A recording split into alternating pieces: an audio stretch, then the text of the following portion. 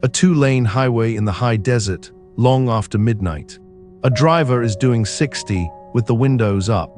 Something is keeping pace in the sagebrush beside the car.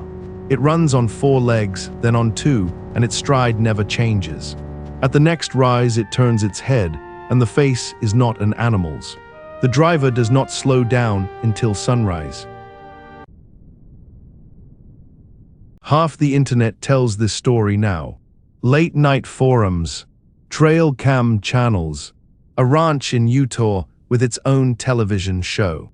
But the people this story belongs to will not tell it at all. And that refusal is the truest thing in the whole file. Strip away the internet and start with what witnesses actually say. The reports come from the 4 corners, from lonely roads crossing the Navajo Nation, and they repeat the same 3 details. First, the speed. Whatever it is keeps pace with cars, mile after mile, without ever seeming to hurry. Second, the gait. It is wrong. Witnesses reach for the same words every time. It ran like a man who had never seen running, they say. Like something wearing a body it had not finished learning. 4 legs that move like 2. 2 legs that bend like 4. Third and worst, the voice. People hear their name called from the dark in the voice of a mother, a cousin, a friend who is miles away. Some hear a baby crying in the empty scrub. Some hear their own voice, repeated back to them, slightly slow, like a recording played at the wrong speed. The reports are not new. Ranchers told them before there were cars to pace. But a report only tells you what something does. To learn what it is, you have to ask the people who have lived beside it longest. And that is where this file runs into a locked door. Ask a Diné elder about it directly, and most conversations end. Politely, firmly, the subject changes or the room does. This is not embarrassment, and it is not a game. In the Diné way of seeing the world is listening. Words are not labels. Words are invitations. To speak at length about a thing, to say its name out loud after dark, is to turn toward it. And some things notice being turned toward. The name the anthropologists wrote down is naaldlooshii. In English, it is usually given as, by means of it, it goes on all 4s. Even that phrase is a description, not a name, the way you might say, the thing in the far field, so you do not have to say what lives there. The internet says the name freely, millions of times a day, in videos and memes and search bars. The Diné mostly do not. Sit with that difference for a moment. One group treats this file as content. The other treats it as a live wire. When the people with 1,000 years of experience handle something with that much care, the archive takes the care itself as evidence. Something here is being handled. Here is what the public record actually holds, and it is stranger than the meme. The naaldlooshii is not a species. It is not a wolf man or a desert cryptid with a den somewhere. In the Diné account, it is a person, a human being, and not a random one.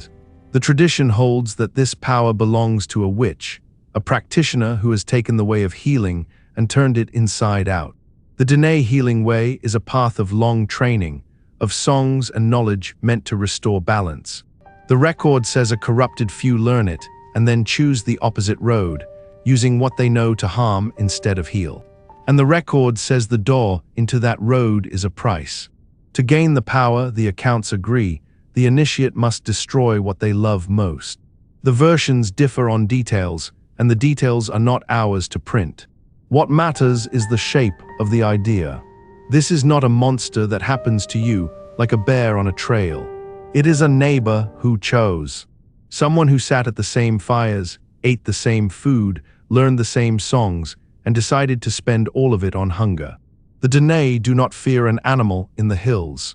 They fear a person who stopped being one on purpose. That is a colder thing. That is why the door. The power that gives the file its English name is the changing.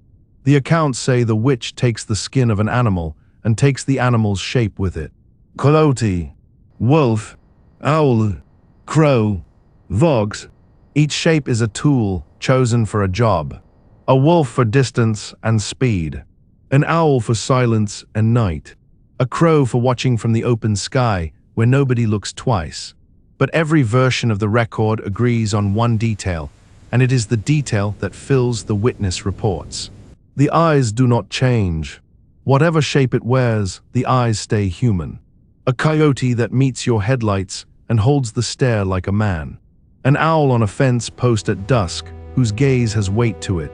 Animals do not look at people that way. Animals glance and go. This looks and keeps looking, because behind the borrowed skin there is a mind doing arithmetic about you. And then there is the mimicry, the voice of a relative calling from the dark, the crying baby in the empty field. The record treats these as bait, and the rule that answers them is simple and very old. If a voice you love calls to you from somewhere, a voice you love should not be, you do not answer. You do not go out. Love is the best bait there is, and this hunter knows it. The old protections in the public record are not weapons. They are habits. That tells you what kind of danger this was understood to be. Do not whistle after dark. Do not imitate animal calls at night, because you do not know what you are answering.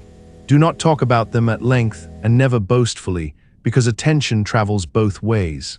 Keep your home in order and in balance, because the accounts hold that this thing does not force its way in where it has not been given a reason.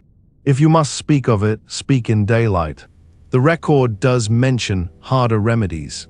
Old accounts speak of ash and of turning the witch's own name against it, because the person inside the skin can be known, and naming the person breaks the mask. But notice what the tradition leans on. Not silver, not a blessed blade. Restrained, silent, the discipline to not answer the voice, to not follow the shape, to not give the night a handle to grab you by. The internet loves rules you can buy. The Diné rules are all things you must refuse to do. Which means the monster's true weapon was never claws. It is curiosity. Your curiosity is having a golden age. A ranch in Utah wears the name now, with cameras in every field and a series on television. Trail cam channels post gaunt figures at the edge of the infrared, and the comment sections say the word 1,000,000 times a night. Videos of something pale crawling along a canyon road collect views in the tens of millions. The archive marks every one of them the same way. Unverified. A blurry figure is a costume, a mangy coyote, a man with a rifle walking home cold. Every viral clip has a boring explanation waiting in line. But here is what the view counts prove beyond argument. The fear works. Take the story 1,000 miles from the four corners, strip out the nation it belongs to, misspell the name, and it still stops the scroll at 2 in the morning. Something in this file speaks straight to the oldest part of the brain, the part that knows the shape at the fence line is standing wrong. Meanwhile, in the place the story is actually from, families still will not say the name after dark. One version is content. The other is a living belief, with a living people around it. The archive keeps both in the record and does not confuse them, so this file closes the way the Diné would prefer. Without the name said one more time.